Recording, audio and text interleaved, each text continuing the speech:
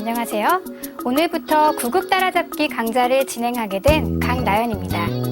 이 강좌는 이제 중급 단계로 막 들어서기 위한 채비를 하고 계시는 분들, 바로 그런 분들을 위해서 마련한 강좌인데요. 아마 여러분들이야말로 바둑이 주는 즐거움에 흠뻑 빠져 계시지 않을까 싶습니다. 하지만 바둑의 진정한 매력을 느끼시려면 좀 더 기력을 늘리시고 또 고수들의 심오한 세계까지 이룰 수 있다면 더욱 좋겠죠? 그러기 위해서는 서두르지 말고 한 걸음 한 걸음씩 단계를 밟아가야 하는데요.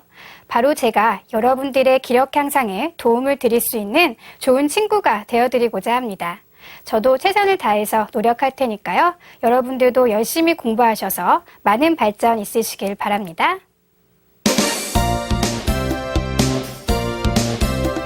구급 따라잡기 강좌는 정석과 포석, 그리고 맥점과 사활 이렇게 4가지 테마로 진행됩니다. 그럼 먼저 정석 공부부터 시작해 볼까요? 정석을 많이 알고 있으면 포석을 짜나가기가 그만큼 쉬워지고요. 또 자유자재로 다양한 포석을 구사할 수가 있겠죠. 그렇기 때문에 정석 공부는 정말 중요합니다. 자, 우리가 정석을 두기 전에 먼저 귀를 차지하게 되는데요. 귀를 차지하는 방법에도 여러 가지가 있죠. 오늘은 첫 시간이기 때문에 귀를 차지하는 착점들에 대한 특징과 그리고 걸침, 굳침의 의미가 무엇인지 먼저 알려드리겠습니다.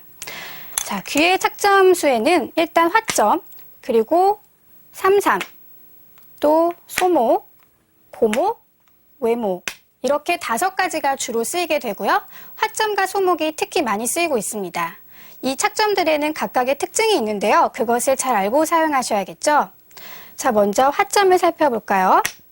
화점은 돌이 사선에 오고 있습니다. 따라서 실리보다는 세력을 지향하는 착점입니다.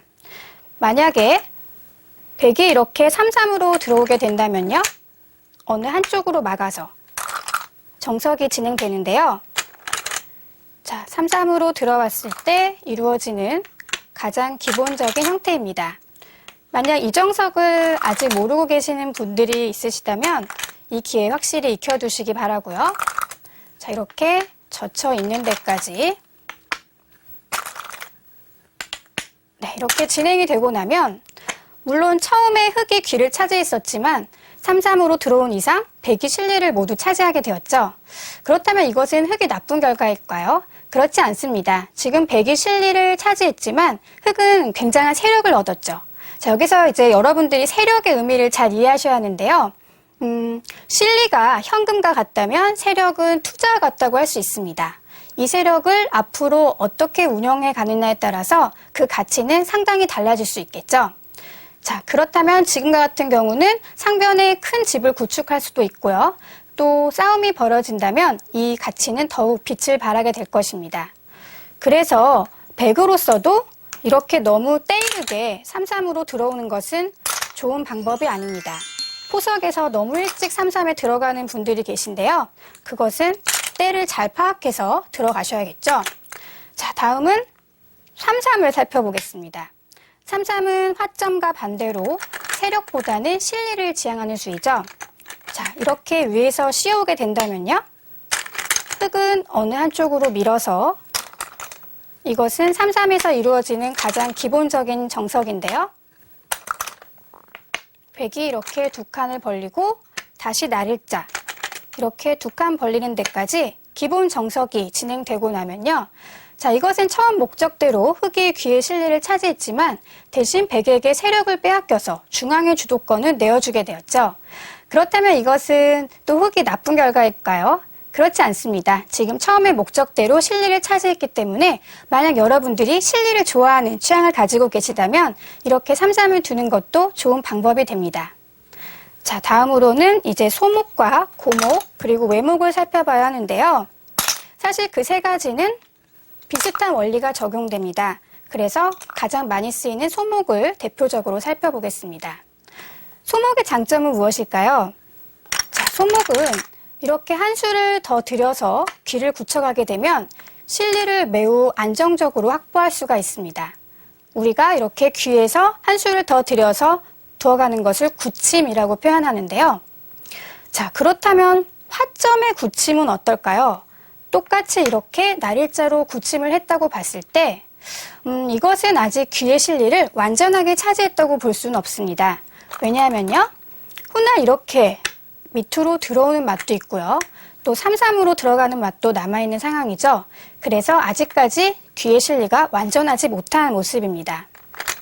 자, 그렇다면 아까 삼삼에서도 한번 살펴볼까요?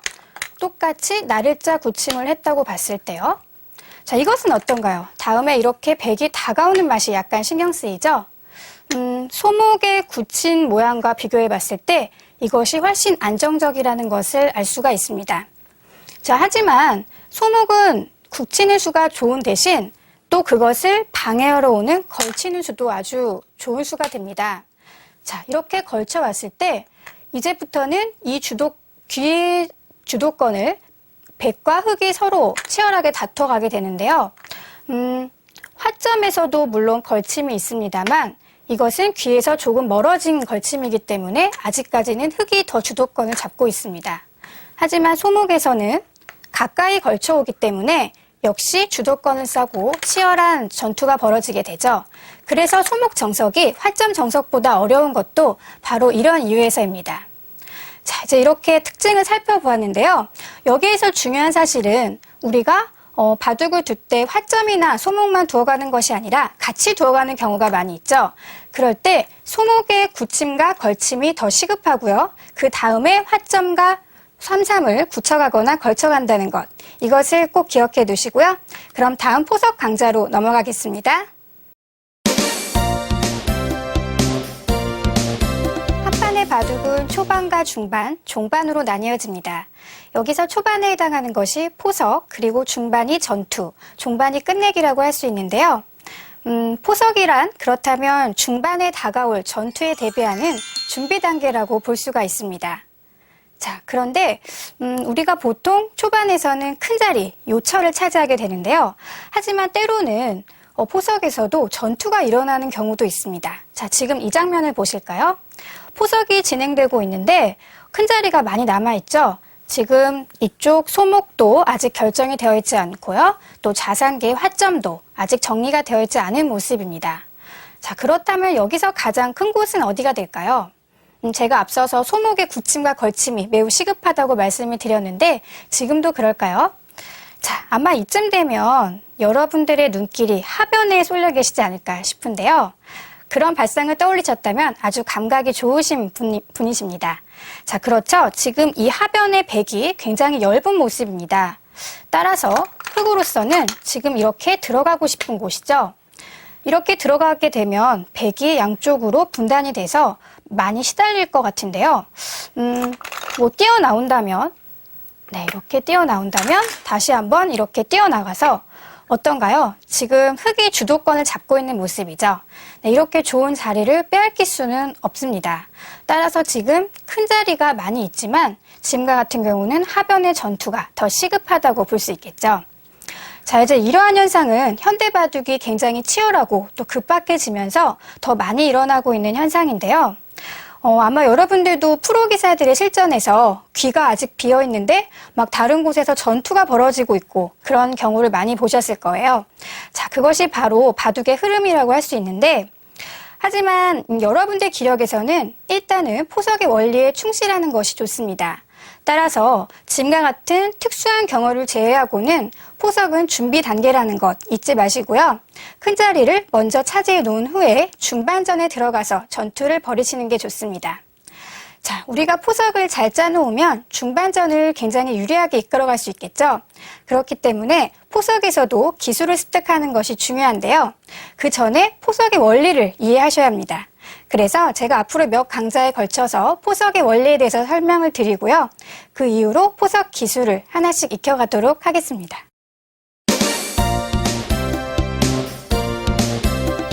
다음은 맥점입니다.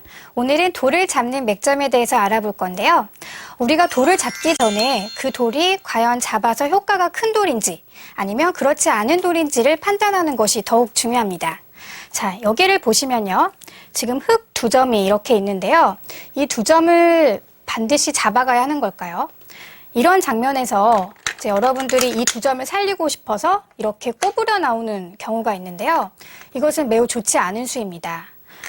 지금과 같은 경우 백이 이렇게 이단 젖혀갈 수도 있겠지만 그냥 가만히 늘어서 알기 쉽게 받아주고 나더라도 지금 이 흙은 단지 두 점을 살린다는 목적 외에 다른 목적을 전혀 갖고 있지 않죠. 백에게 어떤 영향을 끼치지도 못하고 있고요. 일방적으로 시달리게 됩니다.